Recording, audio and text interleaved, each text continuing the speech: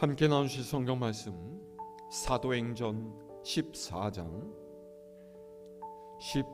19절에서 28절의 말씀입니다. 신약 성서 212면입니다.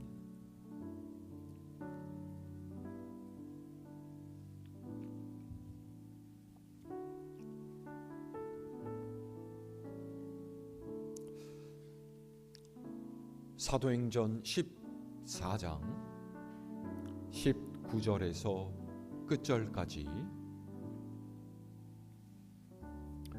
제가 한 절 여러분이 한 절씩 교독합니다. 유대인들이 안디옥과 이고니온에서 와서 무리를 충동하니 그들이 돌로 바울을 쳐서 죽은 줄로 알고 시외로 끌어내치니라.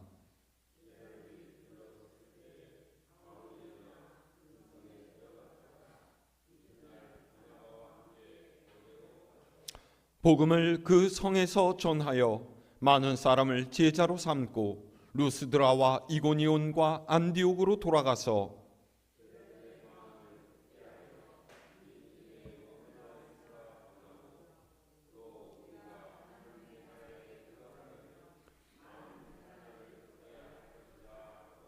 각 교회에서 장로들을 택하여 금식 기도하며 그들이 믿는 주께 그들을 위탁하고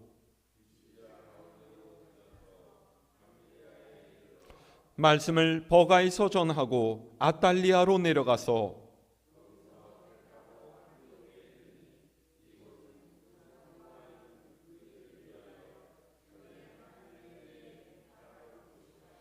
그들이 이르러 교회를 모아 하나님이 함께 행하신 모든 일과 이방인들에게 믿음의 문을 여신 것을 보고하고 아멘. 할렐루야. 날씨가 갑자기 추워졌죠. 오늘 새벽 기도회를 할 때 이거 난로를 틀어야 되나? 그런 생각이 들었는데 아직까지는 그래도 좀 괜찮을 것 같습니다. 그렇죠? 날씨가 이렇게 급변하니까 특히 어르신들 건강이 좀 걱정됩니다. 여러분 따뜻하게 몸 유지하시고 감기 걸리지 않도록 신경 쓰시기를 바랍니다. 오늘 우리가 읽은 말씀 바울과 바나바의 루스드라 전도 여행을 마무리하는 말씀인데요. 오늘 말씀 위에 8절에서 18절까지는요. 바울이 나면서부터 안진뱅이였던 사람을 고친 사건을 기록하고 있습니다. 안진뱅이가 일어나서 걸어다니는 놀라운 기적을 목격한 루스드라 사람들은 깜짝 놀라면서 열광했어요. 하나님의 능력을 처음 본 사람들은 엄청난 인상을 받고 크게 경악했죠. 어찌나 놀랐든지 바울이 전하는 복음은 귀에 들어오지도 않았습니다. 그래서 이들이 그 다음에 취한 행동이 무엇입니까? 바울과 바나바를 사람이 아닌 신이라고 생각하고 바울은 자신들이 믿는 로마의 주신인 제우스로, 그리고 바나바는 제우스의 측근인 헤르메스라고 떠받들면서 이들에게 제사를 드리려고까지 했다라는 거예요. 여러분 보세요. 들음이 없이 눈으로 본 것만을 맹신하는 사람들의 어리석음이 이렇습니다. 루스드라 사람들은요, 이 기적이 무슨 연유로 일어난 것인지, 어째서 이 사람이 낫게 되었는지에 대해서는 아무런 관심이 없었어요.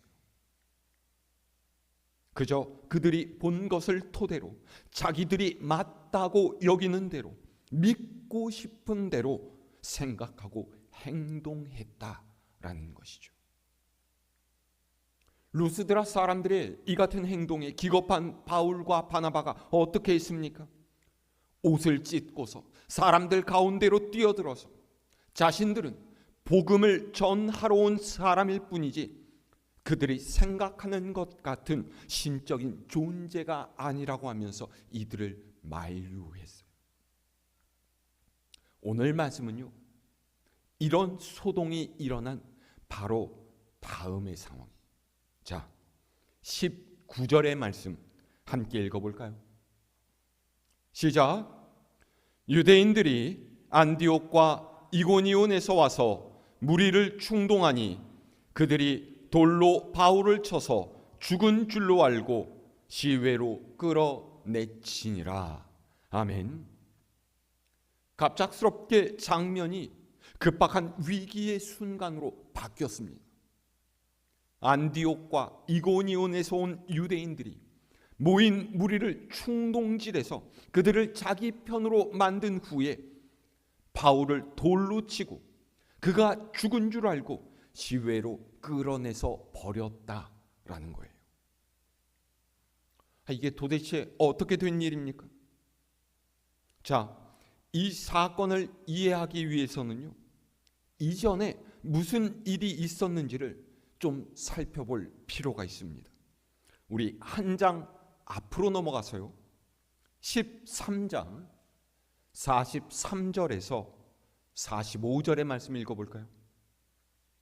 13장 43절에서 45절입니다. 시작. 회당의 모임이 끝난 후에 유대인과 유대교에 입교한 경건한 사람들이 많이 바울과 바나바를 따르니 두 사도가 더불어 말하고 항상 하나님의 은혜 가운데 있으라 권하니라. 그 다음 안식일에는 온 시민이 거의 다 하나님의 말씀을 듣고자 하여 모이니 유대인들이 그 무리를 보고 시기가 가득하여 바울이 말한 것을 반박하고 비방하거늘. 아멘. 비시디아 안디옥 회당에서 바울과 바나바가 복음을 전하자 많은 유대인들이 바울과 바나바를 따르게 되었습니다. 그런데 모든 유대인들이 다 그런 것은 아니었어요. 43절의 유대인과 45절의 유대인은 같은 사람이 아닙니다. 43절에 나오는 유대인이 보통 안식일에 회당에 나가서 말씀을 듣던 사람들이라면 45절에 나오는 유대인은 바로 그 말씀을 가르치는 사람들이, 다시 말해서 그 지역의 종교 지도자들이었다라는 거죠. 이들은 많은 유대인이 바울을 따르는 것을 보고서 분을 내면서 시기했습니다. 그래서 바울을 따라다니면서 그가 말하는 것을 반박하고 비방했어요. 그것뿐만이 아닙니다. 자, 우리 더 아래로 내려가서요, 50절 말씀 읽어볼까요? 시작. 이에 유대인들이 경건한 귀부인들과 그 시인의 유력자들을 선동하여 바울과 바나바를 박해하게 하여 그 지역에서 쫓아내니. 아멘. 그들은 비시디아 안디옥의 경건한 부인들과 유력자들을 선동해서 바울과 바나바를 지역에서 쫓아냈습니다. 그래서 바울과 바나바는 비시디아 안디옥을 떠나서 이고니온이라는 곳으로 갔죠. 자, 그런데 이 이고니온에는 복음을 반대하고 사도들을 적대하는 이들이 없었겠습니까? 있었어요. 자, 한 장 또 넘어와서요, 14장 4절에서 5절 말씀도 함께 읽을까요? 14장 4절에서 5절입니다. 시작. 그 시내의 무리가 나뉘어 유대인을 따르는 자도 있고 두 사도를 따르는 자도 있는지라 이방인과 유대인과 그 관리들이 두 사도를 모욕하며 돌로 치려고 달려드니. 아멘. 바울이 복음을 전하니까 시내에 있던 사람들이 두 무리로 나뉘어졌습니다. 복음을 배척하는 이들도 있었고요, 복음을 받아들이는 사람도 있었다라는 거예요. 여러분, 우리가 복음을 전할 때도 그렇지 않습니까? 복음은 생명력이 있는 하나님의 말씀이에요. 복음을 들은 사람들은 그것을 꺼려하면서 적대하든지 아니면 받아들이고 수긍하든지 어떻게든지 반응하게끔 되어 있습니다. 14장 5절은요, 이방인과 유대인 그리고 관리들이 두 사도를 모욕하면서 돌로 치려고 했다라고 해요. 그러니까 하나님의 말씀이 거슬리는 이들이 함께 힘을 합쳐서 바울과 바나바를 해하려고 했다라는 것이죠. 그래서 두 사도는 이고니온에서도 도망쳐야만 했습니다. 도망쳐서 온 곳이 루스드라였는데 비시디아 안디옥과 이고니온에서 복음을 반대하고 사도들을 미워하던 이들이 그들을 쫓아서 이 루스드라까지 온 거예요.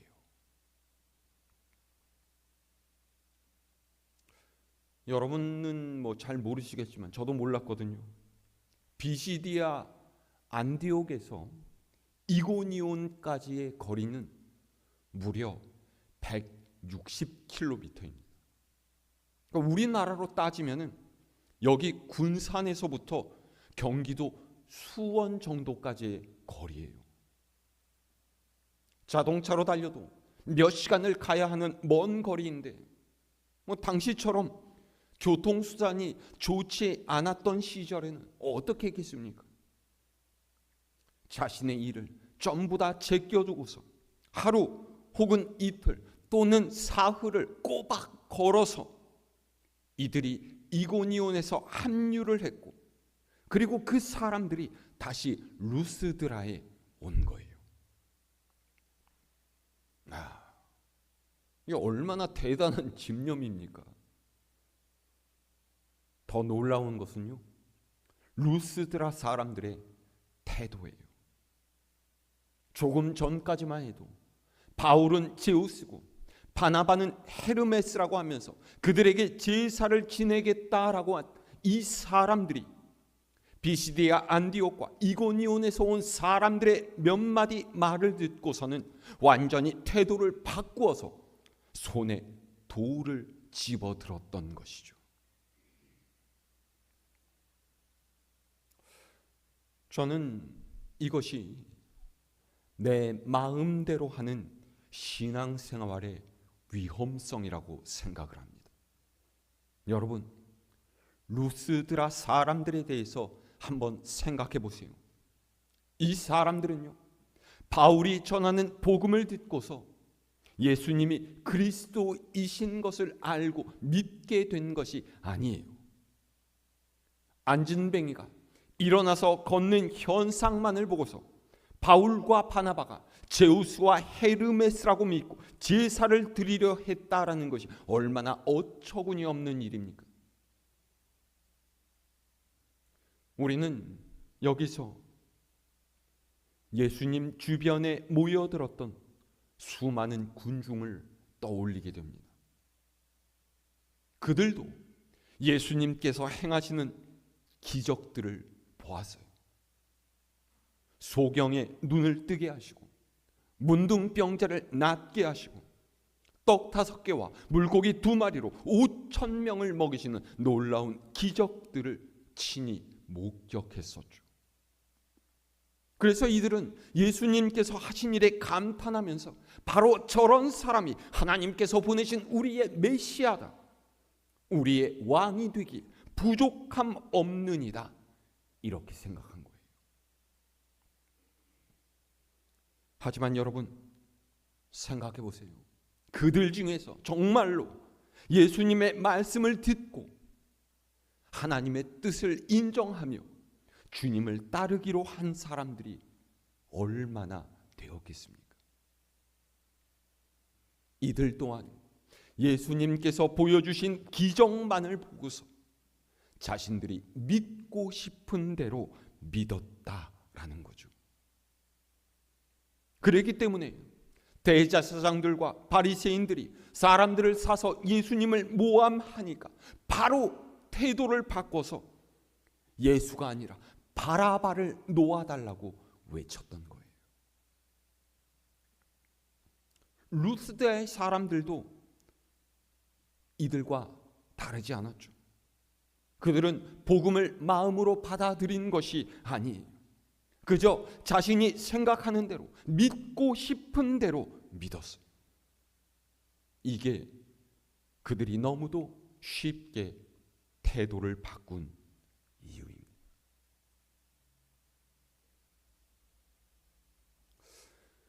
우리는 심지가 굳은 사람이 되어야 합니다.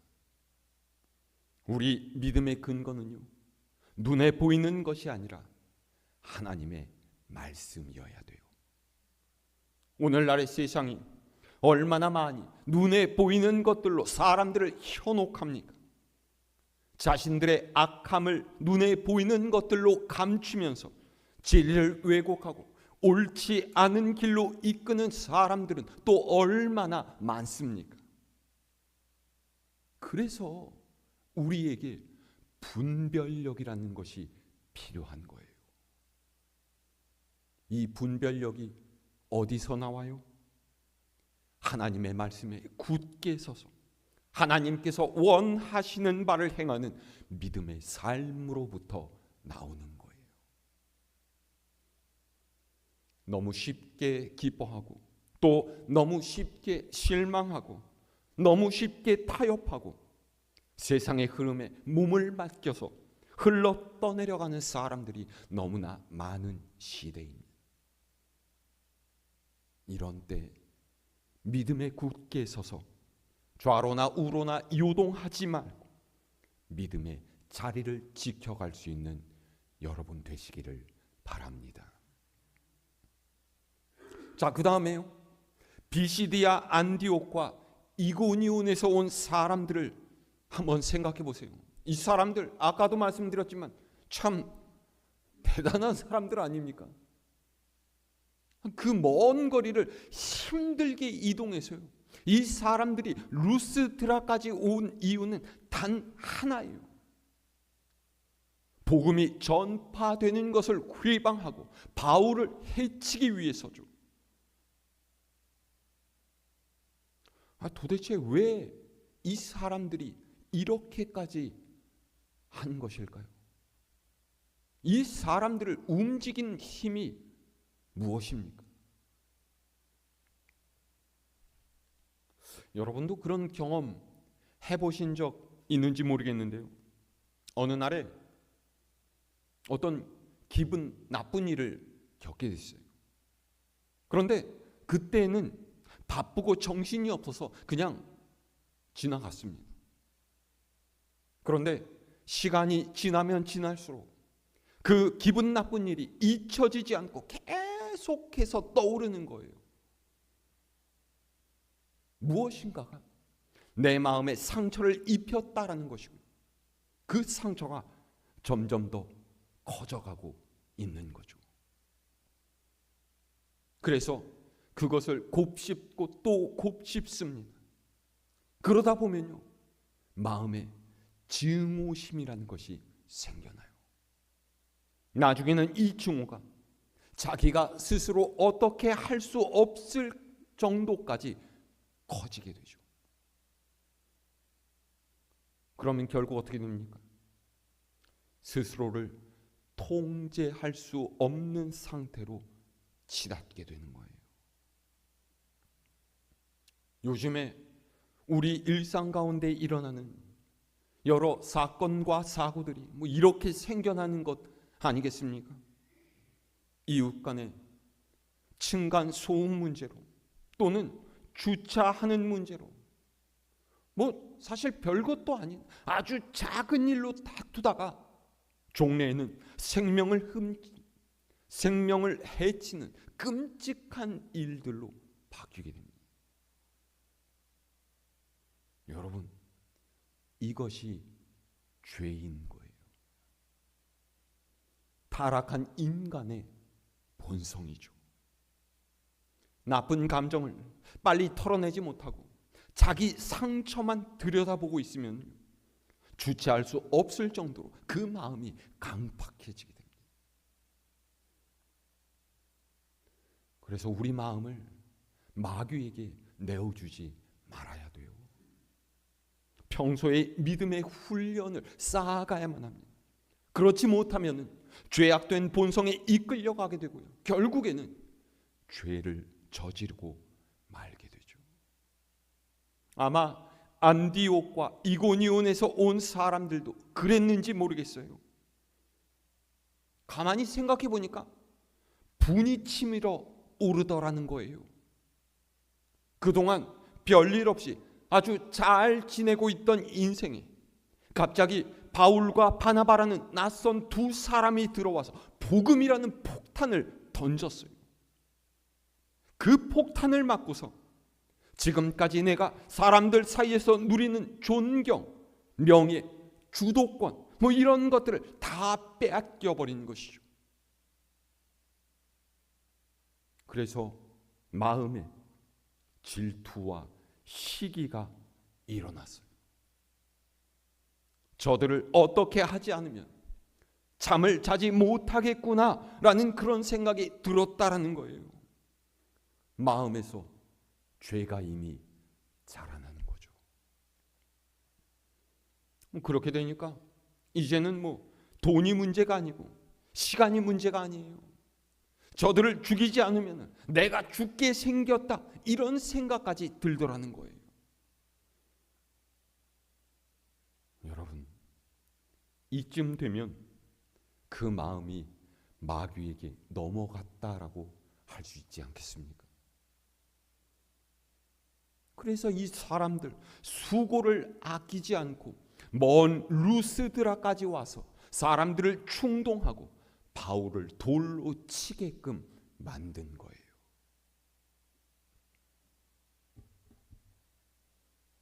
사람들은 바울이 돌에 맞아 죽은 줄 알고 성 밖에 그냥 던져버렸습니다. 원래 유대인들에게는요, 사형을 집행할 권리가 없습니다. 왜냐하면 유다는 로마의 식민지였기 때문에 로마의 법정에서 사형을 선고받은 이에게만 사형을 집행할 수가 있었던 거죠. 그런데 이 사람들은 분노를 이기지 못하고 정신없이 돌로 치다 보니까 바울이 죽은 것 같은 거예요. 그래서 겁이 덜컥 나서 성 밖에 내다가 버렸죠.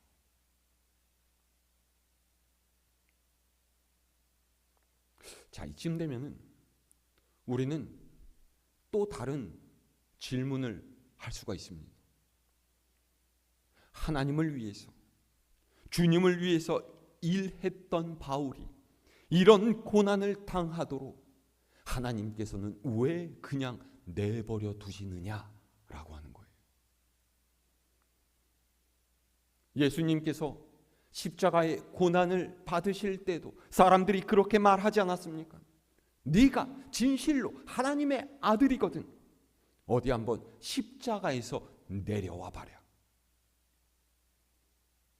그런데 온갖 기적을 보여주신 주님께서는 아무런 일도 하지 않으시고 그냥 고통스럽게 십자가에서 죽으셨어요. 이게 어떻게 된 일입니까?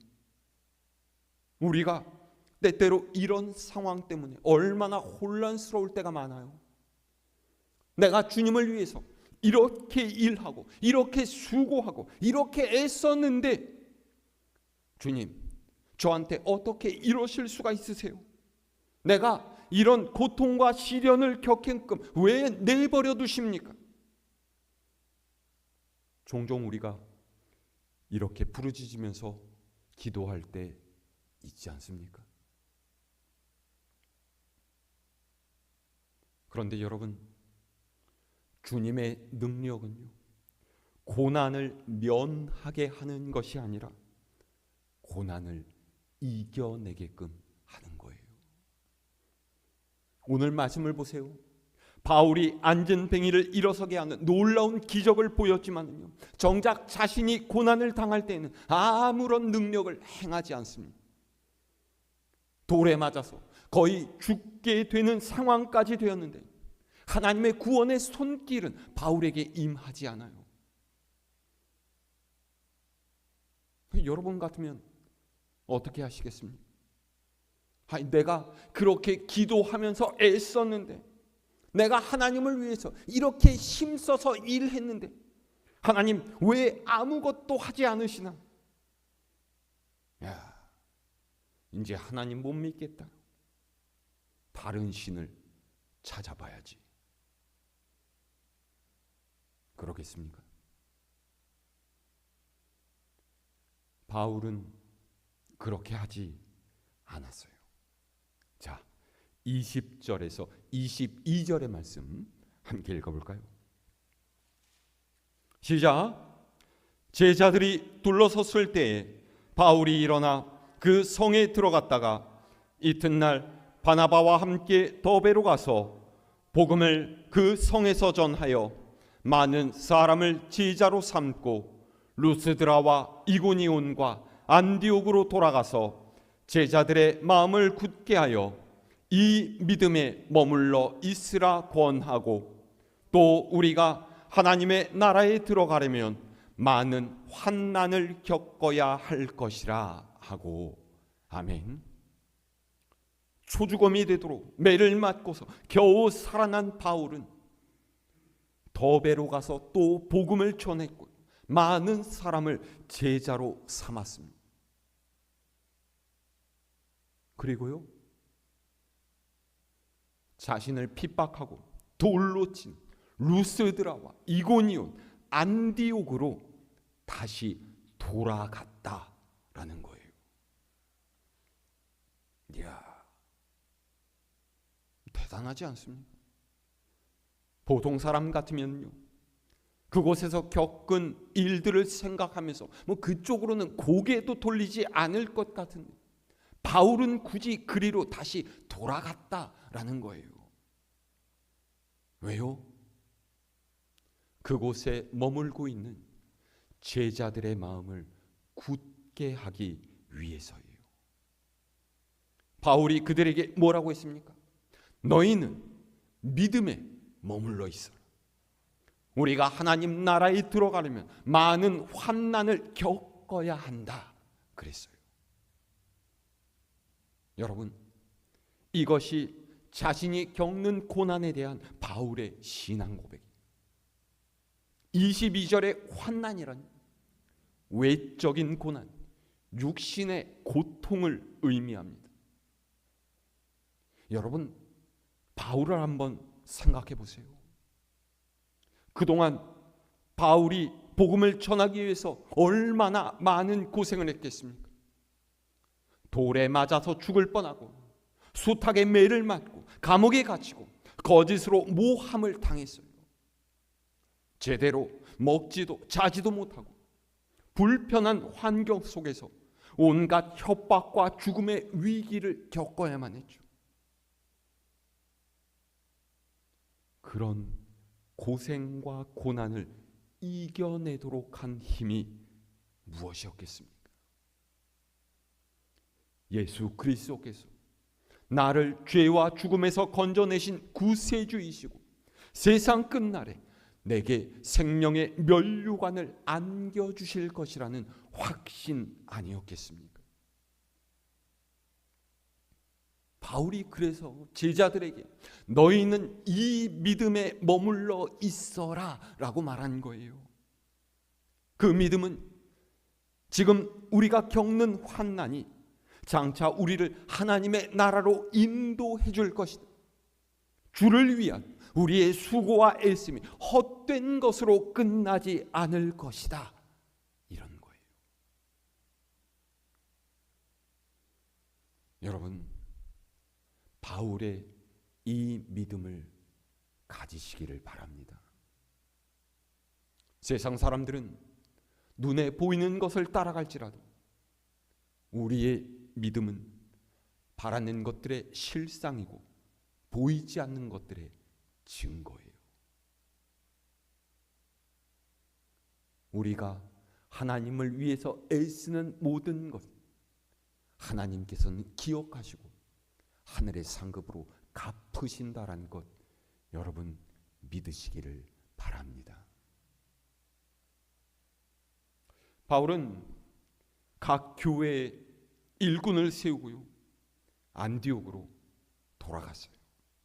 자, 마지막 26절에서 28절 말씀 함께 읽을까요? 시작. 거기서 배 타고 안디옥에 이르니 이곳은 두 사도가 이룬 그 일을 위하여 전에 하나님의 은혜에 부탁하던 곳이라. 그들이 이르러 교회를 모아 하나님이 함께 행하신 모든 일과 이방인들에게 믿음의 문을 여신 것을 보고하고 제자들과 함께 오래 있으니라. 아멘. 바울은 안디옥에 돌아와서 하나님께서 행하신 일들과 이방인들에게 믿음의 문을 열어주신 사건을 교회에 보고했어요. 우여곡절이 많았지만은 그렇게 첫 번째의 전도 여행이 마무리된 거예요.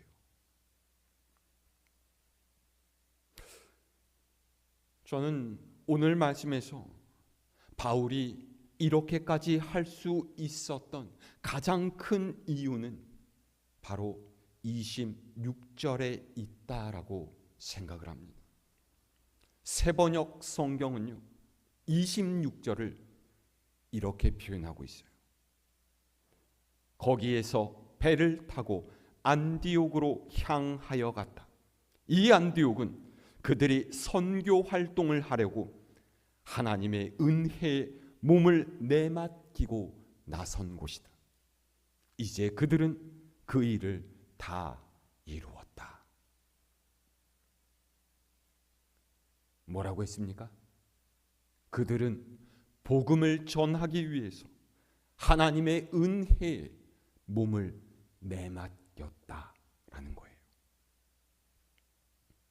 복음을 전하는 것이 사람의 힘이나 지혜로 되는 것이 아니라는 것을 알고 하나님의 은혜에 사로잡히기를 원했다라는 것이죠.